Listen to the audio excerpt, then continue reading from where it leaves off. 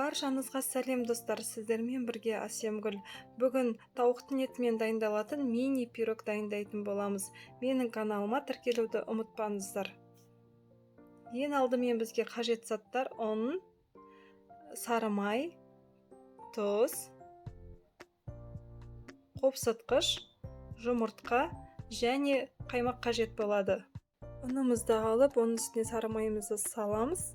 Сосын оның үстіне қопсытқышымызды қосамыз да тұз сеуіп жақсылап елейміз.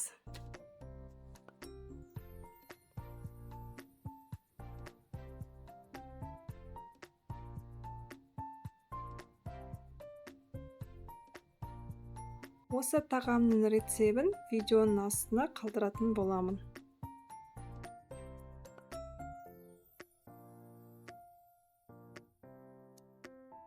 Бізде осындай крошка пайда болады. Ары қарай үстіне жұмыртқамызды құйып, қаймағымызды салып, жақсылап тесто елейтін боламыз.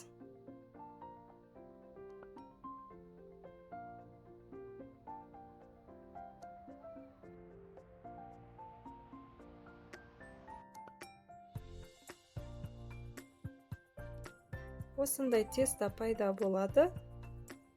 Ары қарай тестамызды целлофанға салып 30 минутқа холодильникқа жібереміз.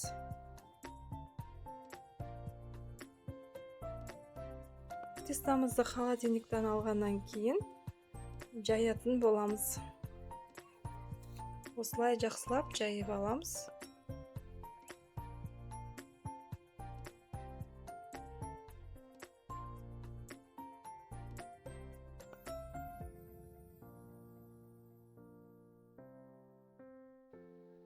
Ары қарай тестамызды 6 бөлікке бөліп алатын боламыз.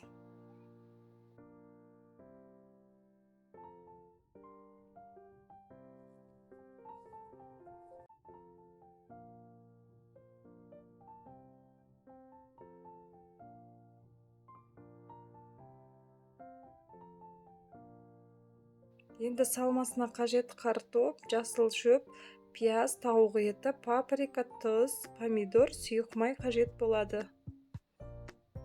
Ең алдымен ыдысымызға тауықтың етін салып, үстіне картопты саламыз. Оның үстіне помидор, пиязымызды салып, және жасыл шөбімізді саламыз да, үстіне тұз сеуіп, сұйық майын, бір қасық сұйық майымызды құйып жер, жақсылап қолмен араластырамыз. Енді ары қарай паприкамызды саламыз да, тағы да араластырамыз.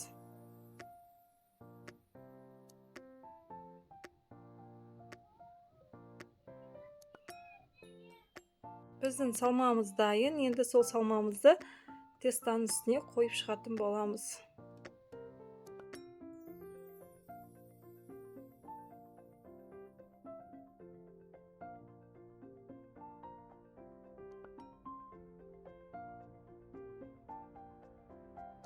Енді үстіңгі бетіне жабатын жерін пышақпен осылай кесіп аламыз бірнеше бөлікке.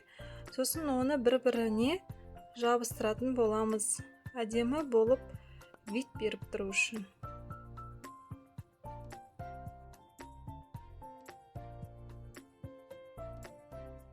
Өз қалауларыңыз бойынша сыр салып қоюға болады. Піскенде тәтті дәм беріп тұратындай. Енді ары қарай осылай бетін бір-біріне жабыстыратын боламыз. Асты мен үстін бәрін біркелкі қылып жабыстырамыз осылай. Сонда әдемі мини пирог шығады. Келесісінде солай жасайтын боламыз.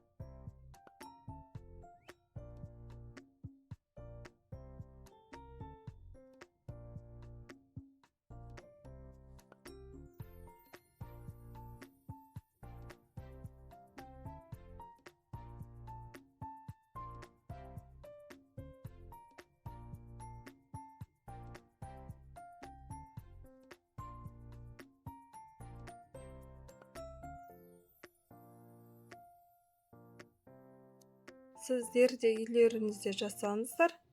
Өте дәмді, керемет болып шығады. Егер де менің видеом сіздерге ұнап жатса, менің видеома лайк басып, комментарий жазып, менің каналыма тіркеліп қойыңыздар. Әлі де жақсы рецепттер болады. Енді барлығын осылай жабыстырып алып, дайындап алып, енді духовкаға саламыз. Үстіне жұмыртқаның сарысын жағатын боламыз. 180 градусқа 30 минутқа духовкада пісіріп алатын боламыз. Мінекей достар, менің мини пирогым дайын болды. Иісі деген енді керемет, сіздер де дайындап көріңіздер.